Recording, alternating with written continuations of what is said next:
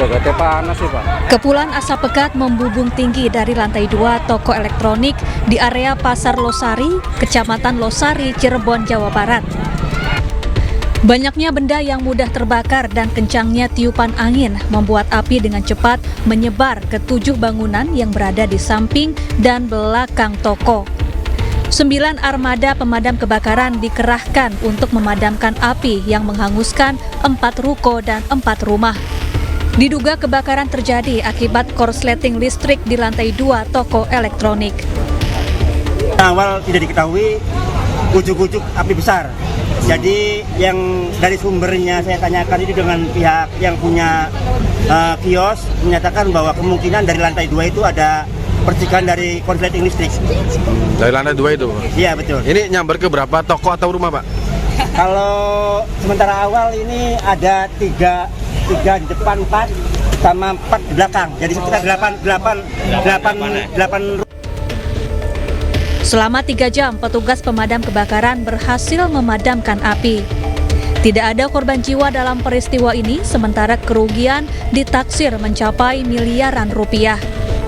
Dari Cirebon, Jawa Barat, Toi Iskandar, iNews melaporkan.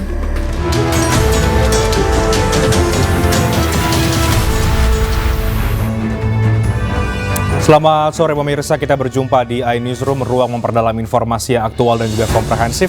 Kali ini bersama dengan saya Reinhard Sirait. Angin kencang disertai badai melanda sejumlah wilayah di Kota Padang, Sumatera Barat. Akibatnya belasan bangunan rumah dan warung di Pantai Purus luluh lantah.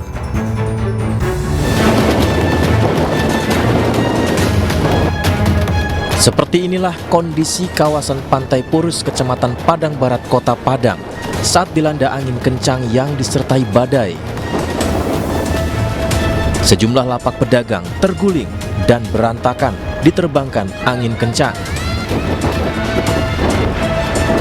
Tidak hanya itu, atap-atap rumah warga juga mengalami kerusakan akibat terhempas angin puting beliung.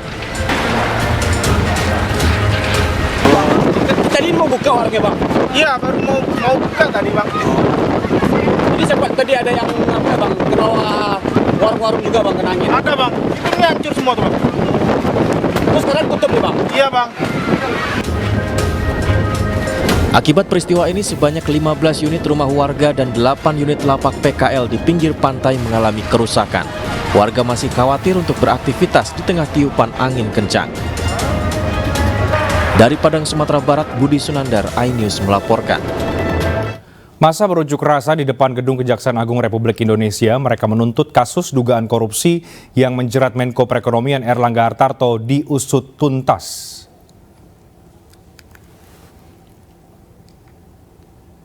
Ratusan orang yang mengatasnamakan diri Koalisi Pecinta Partai Golkar atau KPPG berunjuk rasa di depan Gedung Kejaksaan Agung Republik Indonesia. Dalam orasinya, masa mendesak penyidik Kejaksaan Agung mengusut tuntas dugaan korupsi izin ekspor minyak mentah yang menjerat Menko Perekonomian sekaligus Ketua Umum Partai Golkar Erlangga Hartarto. Masa juga meminta Erlangga mundur sebagai Ketua Umum Partai Golkar dan tidak mencalonkan diri sebagai calon presiden di pemilu 2024. Aksi unjuk rasa ini bersamaan dengan pemeriksaan Erlangga Hartarto sebagai saksi terkait kasus dugaan korupsi izin ekspor minyak sawit mentah.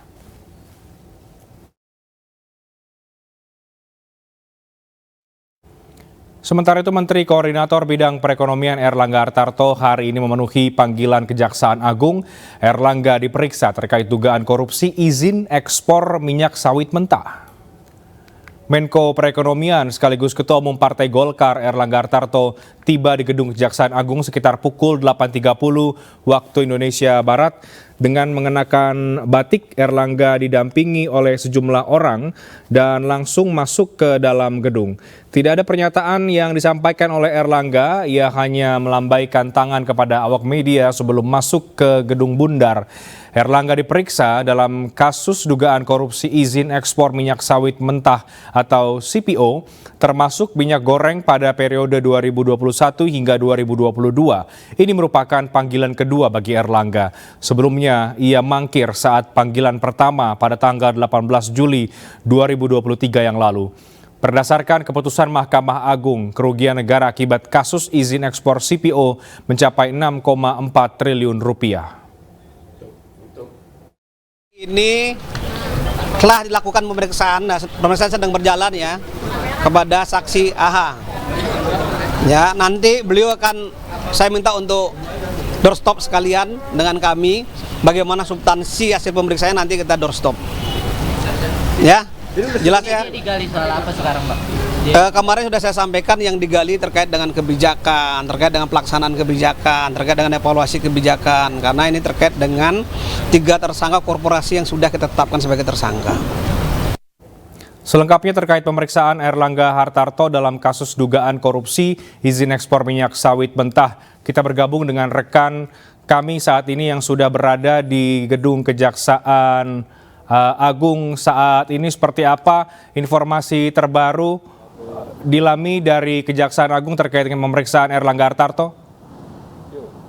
Ya, selamat sore Reinhard dan juga pemirsa, ini kurang lebih sudah 8 jam Menko Perekonomian Indonesia yakni Erlangga Hartarto diperiksa oleh pihak Kejaksaan Agung, yang mana memang Erlangga ini dilakukan pemeriksaan sebagai saksi atas dugaan kasus korupsi di ekspor minyak sawit dan juga CPO, yang memang agendanya terkait dengan pemeriksaan kebijakan, baik itu evaluasi kebijakan, pelaksanaan kebijakan, dan juga prosedur ekspor dari minyak sawit mentah dan juga CPO, yang juga ini terkait dengan minyak goreng pada periode 2021 hingga 2022.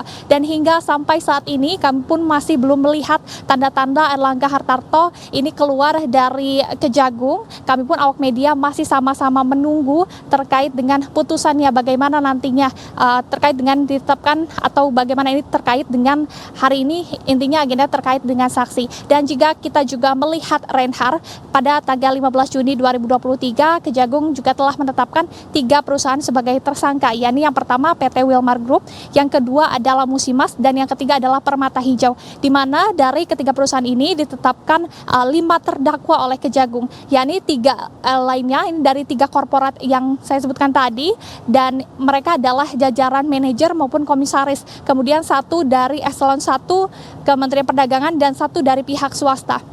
Dan diduga memang kerugian dari korupsi minyak goreng atau CPO ini sudah mencapai sekitar 6,47 triliun. Yang mana memang selain pemeriksaan ini pun memang sudah ditetapkan atau diperiksa 18 saksi lainnya, dan hari ini yakni pemeriksaan saksi dari Erlangga Hartarto yang kami pun masih menunggu sama-sama. Ini kapankah ia keluar dan nanti bagaimana putusannya kami masih menunggu dan akan kami informasikan kembali kepada Anda, Reinhard.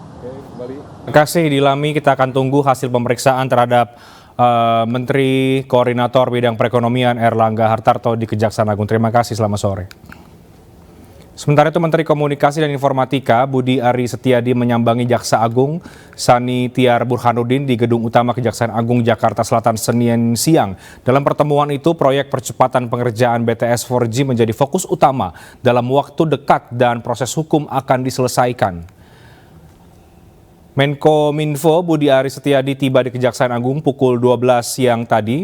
Pertemuan Budi Ari dengan Jaksa Agung ST Burhanuddin yakni untuk membahas kelanjutan pembangunan BTS 4G Bakti Kominfo dan sejumlah proyek di Kementerian Informatika yang kini ataupun berjalan di bawah kepemimpinan Budi Ari.